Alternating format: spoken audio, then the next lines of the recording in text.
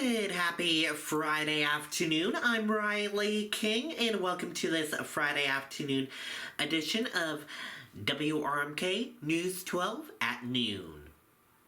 We have a lot of news to get to this Friday afternoon, so let's get started right now.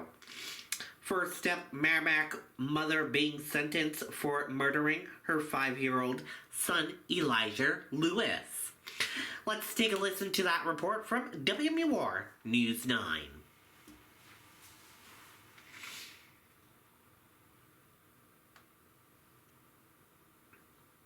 When it comes to the sentence for second-degree murder, the prosecution is seeking 55 years to life, while the defense is recommending 35 years to life.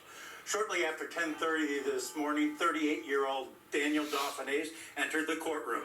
In September, she admitted murdering her 5-year-old son, Elijah Lewis. Prosecutors believe he was killed in September of 2021. His body found in a Massachusetts park that same year. The body weighed just 19 pounds, whereas an average 5-year-old should weigh close to 40. The medical examiner's office found that Elijah died from abuse and neglect. In asking for Dauphinais to be sentenced to 35 years to life on the murder, her defense noted that Dauphinais was raised in a broken home and was subjected to abuse and neglect as a child, and that she mirrored that behavior with her own child. However, the prosecution described instances where Dauphinais hit Elijah and told a friend she had no love for the child. The prosecution saying Dauphinais' actions deserve to be sentenced to 55 years to life on the murder charge. The behaviors of a 5-year-old child do not and did not give the defendant an allowance to beat him, isolate him, torture him, starve him, kill him, or participate in dumping his body in a shallow grave. The court has set aside 6 hours for today's hearing. We're told the prosecution has 4 victim impact statements, and a reminder that we are live streaming this. You can watch the hearing on WMUR.com. Reporting live in Nashville, Ray Brewer, WMUR News 9. Okay, and there you go on that report. Police pursuit from New Hampshire connected to a shooting involving a U.S. Marshal in Vermont. Let's take a listen to that report from WMUR News 9.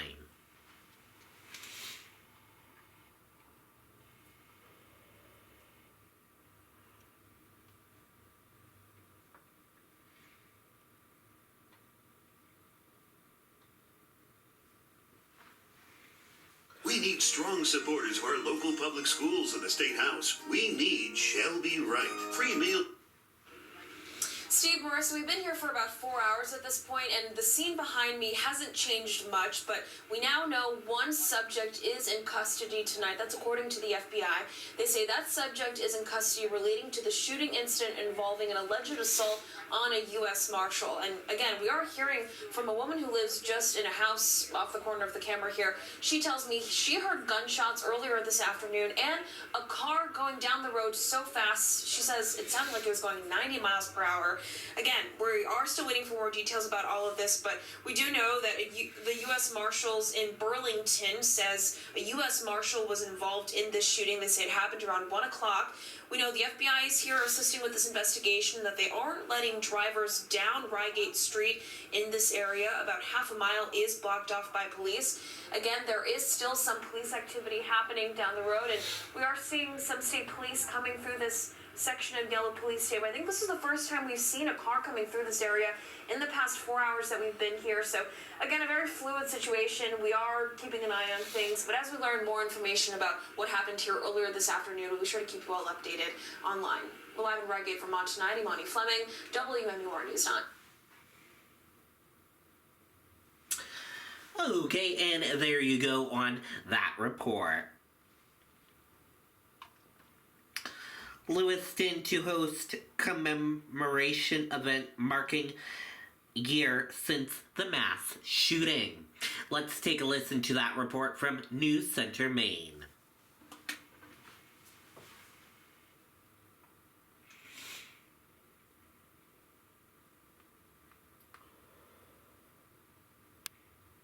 I'm a registered nurse. I work in labor and delivery, women's healthcare. There are a million ways a pregnancy can go wrong.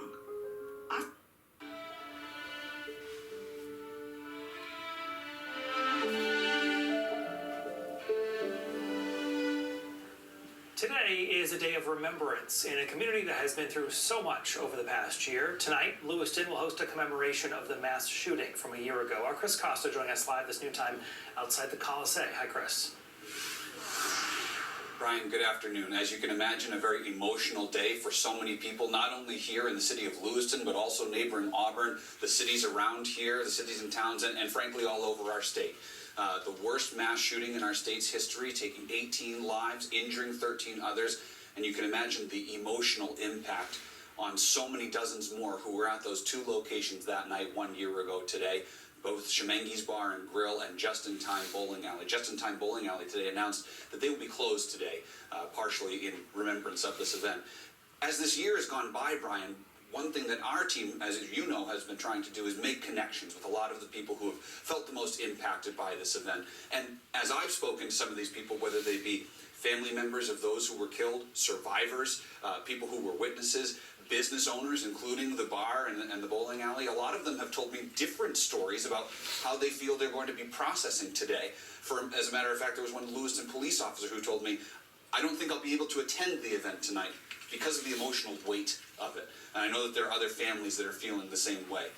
This event would not be possible without the Maine Resiliency Center, which, if you missed any of our reporting earlier this week, is a free therapy center. It's been operating since 3 weeks since that shooting happened, providing free therapy, walk-in hours, appointments, but also events like this out in the community to help people who are struggling, to be surrounded by people who can lift them up and share with them to let them know they're not alone in their grief, their frustration, their confusion, their sadness, and their anger.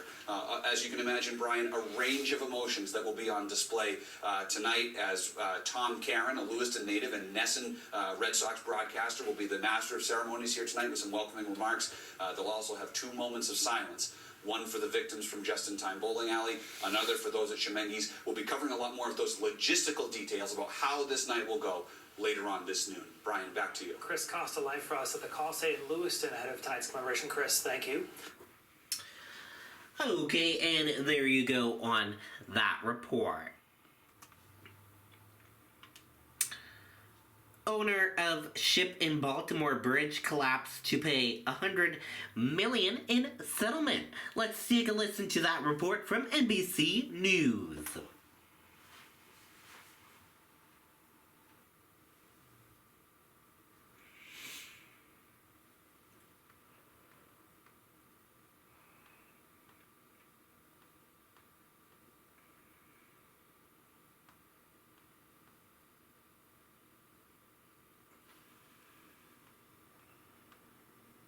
A settlement has been reached in the deadly Baltimore bridge collapse from back in March. The Justice Department says the owners of the ship that crashed into the Francis Scott Key Bridge will pay more than $100 million in damages. That settles a civil claim brought by the U.S. to cover the costs of the response to that disaster. The agreement does not include damages to rebuild the bridge because it is owned and operated by the state of Maryland.